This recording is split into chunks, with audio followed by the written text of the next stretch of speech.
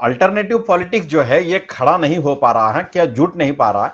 लेकिन लोगों के मन में ये भी बात है कि ये जो पॉलिटिक्स होना चाहिए ये ज्यादातर बहुजन धाराओं की जो विचार प्रणाली मानते हैं और उस विचार प्रणाली के साथ चलते हैं, ऐसी पार्टियां और पक्ष और संगठनों ने सबसे पहले जुड़ना चाहिए। मगर लोगों को ये दिखाई नहीं देता, तो लोगों में वो विश्वास की कमी हो जाती है कि हम किसके साथ जाए, कैसे जुड़े। तो ये जो माहौल लोगों में एक भय का माहौल है या निराशा का माहौल है, तो इसको हम कैसे अप्लाई करेंगे या इसको कैसे हम इसको प्रबोधित करना चाहेंगे?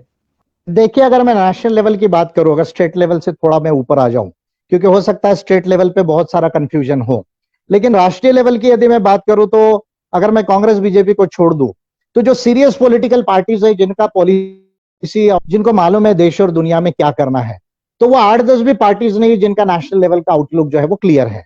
बाकी पार्टीज तो बहुत सारी है, लेकिन बाकी जो है अपने अपने सेल्फ इंटरेस्ट से जो है वो जुड़ी हुई है। लेकिन जो पॉलिसी आउटलुक होना चाहिए, जो सोल्यूशन आउटलुक होना चाहिए, वो बहुत कम पार्टीज का और लीडर्स का क्लियर है। तो मैं ये समझता हूं कि देश की जनता ने जो है इस बात को भी समझने की जरूरत है कि राष्ट्रीय लेवल पे कांग्रेस बीजेपी को छोड़ के कौन सी वो 8-10 पार्टीज है या लीडर्स है जिनके अंदर में ये कैलिबर है। ये एक पहले आइडेंटिफिकेशन होना चाहिए। सिर्फ पार्टीज है, अभी कोई अध्यक्ष है, कोई सचिव है, तो वो लीडर्स नहीं हो जाते। प्रिंसिपल और पॉलिसी और प्रोग्राम क्लियर ना हो तो वो पार्टीज जो है कोई डेमोक्रेसी के लिए, देश के लिए या लोगों के लिए जो है वो यूजफुल नहीं हो जाती। तो पब्लिक को भी जो है ये मिनिमम आइडेंटिफाई करना चाहिए, क्योंकि कई पार्टीज जो 2,500 में तो ऐसी पार्टीज है, देखिए अगर आप इलेक्शन का डेटा देखेंगे तो 150-200 पार्टीज भी चुनाव नहीं लड़ती है। ये 2,500 पार्टीज में बाकी पार्टीज तो किसी और पर्पस के लिए बनी हुई है। फिर इसमें 150-200 पार्टीज में कम से कम 80-100 पार्टीज ऐसी है जो बीजेपी कांग्रेस के लिए वोट कंफ्यूज करती है। तो जनता को वोट कंफ्यूजिंग पार्टीज है, जिसको हिंदी में वोट कटवा पार्टी भी बोला जाता है। तो वोट कटवा पार्टी या वोट कंफ्यूजिंग पार्टीज मेजॉरिटी 80 से 100 वो हो जाती है। तो जो है वो बच जाती है 30-40 देश के अंदर में। उसमें भी जिनका नेशनल इंटरनेशनल लेवल पे क्लियर आउटलुक है, वो मुझे नहीं लगता 4-5 भी पार्टीज कांग्रेस बीजेपी के अलावा बच जाती है, जिसमें Ambedkarite party of India top most है इंडिया में। अगर पॉलिसीज की बात करूं ये मैं, या राष्ट्रीय और अंतरराष्ट्रीय आउटलुक की बात करूं, तो लोगों को भी जो है, you see I always say one thing, that the quality of democracy depends upon the quality of citizenship। यानी जब तक नागरिक जो है सुजान नहीं होंगे तब तक डेमोक्रेसी सक्सेसफुल नहीं होती। दुनिया का अगर इतिहास देखेंगे, जिसका इतिहास देखेंगे, लैटिन अमेरिका का देखेंगे या एशियन डेमोक्रेसीज का भी इतिहास देखेंगे, तो जहां लोगों को डेमोक्रेसी की समझ डेवलप हुई है वहीं जो है डेमोक्रेसी होती है। अभी देखिए ना, अभी कोरोना का प्रॉब्लम है, महाराष्ट्र मुख्यमंत्री गेले आणि त्यांनी म्हणले भाई देवा काही आशीर्वाद दे याला दूर कर। कोई कर्नाटका का जो है हेल्थ मिनिस्टर बोल रहा है कि भाई भगवान ही हमको बचा सकता है ये कोरोना से जो है वो। यानी स्टिल हमारा जो थिंकिंग है वो साइंटिफिक नहीं है अभी तक जो है वो। तो डेमोक्रेसी के जो वेरियस एस्पेक्ट्स है उसको भी हम लोग नहीं समझ पाए हैं। तो इसलिए क्वालिटी ऑफ डेमोक्रेसी इंप्रूव होने के लिए पॉलिटिकल पार्टीज ने पोजीशनिंग लेना चाहिए, और जो अच्छे लोग हैं वो कहीं ना कहीं लिमिटेड अलायंस के लिए एक आना चाहिए। इस बार छड़ा लोगों को इकट्ठा आके कुछ फायदा नहीं होने वाला। हाँ सर जी, एक राजनीतिक पार्टी के प्रमुख नेशनल प्रेसिडेंट के तौर पे अगर हम ये अगर पूछे कि अम्बेडकराइट पार्टी के नेशनल प्रेसिडेंट होने के नाते यदि राष्ट्रीय राजनीति में अगर आने वाले चुनाव में एक गठबंधन के तौर पे अगर लीडरशिप करना चाहोगे, तो कांग्रेस और बीजेपी को छोड़कर किन 8-10 पार्टियों को आप साथ लेना चाहोगे और इसके लिए क्या करना चाहोगे सर जी? देखिए, जो हमने जो पॉलिसीज को डिक्लेयर किया है, ये P2A2 में जो है ये पॉलिसीज डिक्लेयर्ड है। इसको जो थोड़ा भी जिसकी पॉलिसी मैच होती है, मान लीजिए 15-20% भी किसी पार्टी की पॉलिसीज मैच होती है, तो वो पार्टी इसको जो है वो API लिमिटेड अलायंस कर सकती है। अगर आप मुझे नाम लेना चाहे तो मैं 2-3 ट्राइबल पार्टीज का ले सकता हूं, जैसे JMM है, मान लीजिए गोंडवाना पार्टी है, BTP है। अगर साउथ इंडियन पार्टीज की बात करूं तो मैं जैसे DMK है ना, इस तरह से, या JDS है, या अगर मैं थोड़ा सा और ऊपर चले जाऊं तो SP BSP में से एक पार्टी हो सकती है।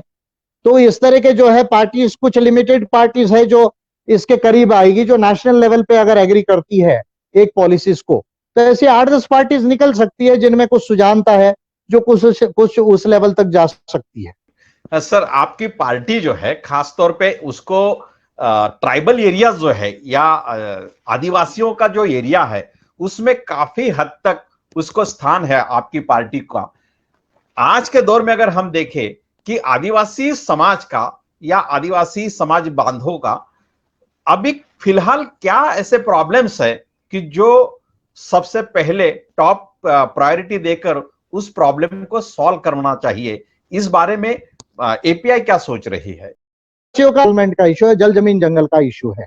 जल जमीन जंगल और संस्कृति जो है, यानी उनका कल्चर और सेल्फ आइडेंटिफिकेशन, यानी आइडेंटिफिकेशन ऑफ द और द इंडिजिनस पीपल, इसका जो है वो सेटलमेंट कॉन्स्टिट्यूशन में कंप्लीट नहीं हुआ है, ऐसा मेरा मानना हुआ है।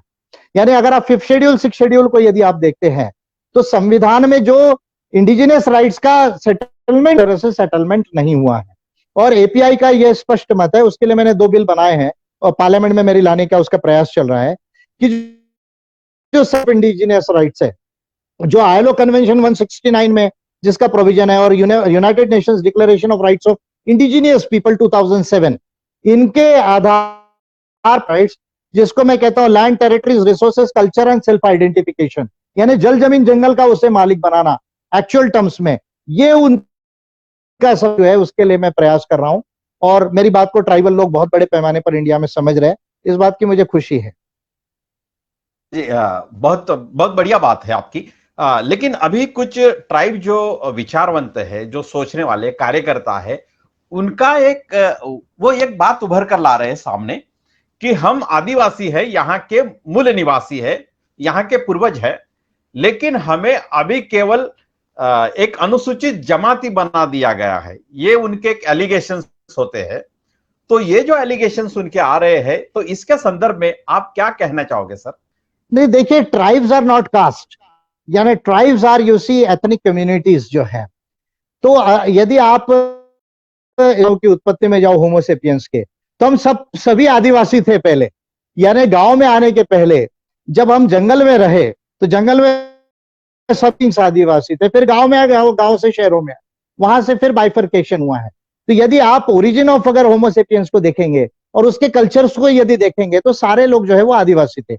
अब ट्राइब ये जो वर्ड है, एक्चुअली ट्राइब जो वर्ड है दैट इज नॉट कास्ट, लेकिन अगर आप हिंदी में देखेंगे तो सर्टिफिकेट में जनजाति है। तो ये जो ट्रांसलेशन कॉन्स्टिट्यूशन में हुआ है, हिंदी ट्रांसलेशन, वो अप्रोप्रिएट नहीं है। एक्चुअली कॉन्स्टिट्यूशन में एबोरिजिनल ट्राइब्स ये वर्ड होना चाहिए था, वो मिस हुआ संविधान सभा में। क्यों हुआ, कैसा हुआ, इस पर मैंने कभी इनडायरेक्टली बातें की है, आज उस पर मैं नहीं कहना चाहूंगा। तो जो अभी दुनिया के कनाडा के कॉन्स्टिट्यूशन में एबोरिजिनल ट्राइब्स वर्ड था, आपके जो एबोरिजिनल ट्राइब्स के राइट्स है वो न्यूजीलैंड के कॉन्स्टिट्यूशन में पहले ही सेटल हो चुके थे, इंडियन कॉन्स्टिट्यूशन के पहले। लेकिन हमारा संविधान बनते वक्त जो है कुछ चीजें छूटी हुई है, कुछ चीजों का एरर हुआ है, उसके वजह से वो ऐसा एलिगेशन करते हैं। अब भारत जो हमारे देश का नाम है, मेरे लिहाज से भारत के पहले गोंडवाना था। यदि आप ट्राइबल कंटेक्स्ट में देखेंगे तो भारत के पहले गोंडवाना था, लेकिन जब हमारे देश का, इंडिया का हिंदी ट्रांसलेशन का जब हमें, तब हमने वैदिक कल्चर से जो है वो भारत को अडॉप्ट किया है। तो ऐसे बहुत सारे अनरिजॉल्व्ड इश्यूज है भारत के अंदर में, जिसको हमें सेटल करने की जरूरत है। राइट पार्टी ऑफ इंडिया में काफी क्लियरली कर रहे हैं।